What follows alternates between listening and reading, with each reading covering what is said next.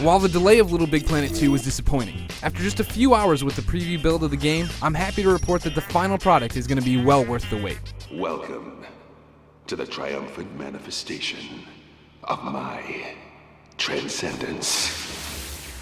As someone who sunk countless hours into the first game, it's clear that Media Molecule's sequel is going to be bigger, prettier, and more creative than any Sackboy level you've seen before.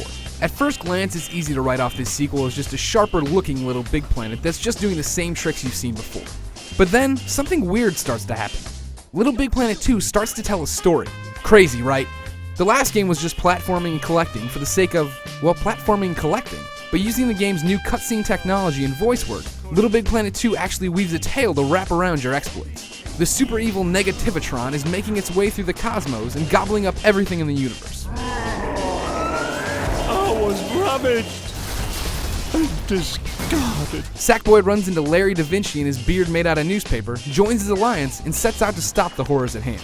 Of course, stopping the Negativitron comes down to platforming through levels, grabbing stickers as well as costumes, and being as adorable as a burlap boy can be.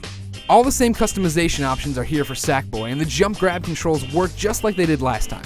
Sorry if you're one of the "it's too floaty" camp, this is how LittleBigPlanet plays. Deal with it. Once I made it past all the tutorials and the fresh HD sparkle everything has, the new stuff really began to stand out.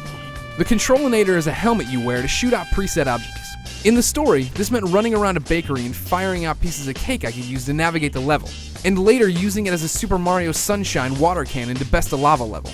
Both were nifty additions to the LBP arsenal, and it's even cooler when you realize you can create objects and have the Controlinator spit them out in your own levels. In the same vein, the grappling hook is making its debut this time around and has Sackboy swinging all over the place.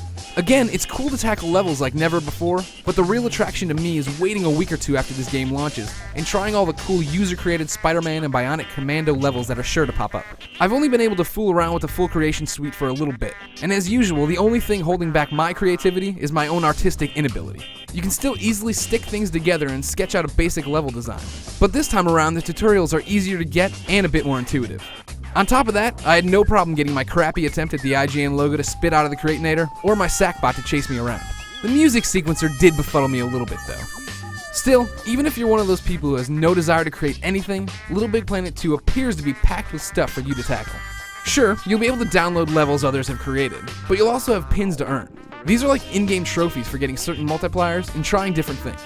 The new jump pads make minigames even more interesting, and that's before you toss in another 3 players from your couch or online. And every world has an even more defined style that really sets the pack of levels apart from the rest. All the old user-created LBP levels will carry over to the sequel, and so will the costumes you purchased for the first game. Obviously, there's a ton more to talk about, and I've barely scratched the surface as far as what this game can do. While it's no doubt intimidating to look at what can be done with this game's create mode, I'm just excited to get some new levels to leap through as well as some new gadgets to tinker with and to see what players unleash online. For everything Sackboy, keep your pod locked to IGN.com.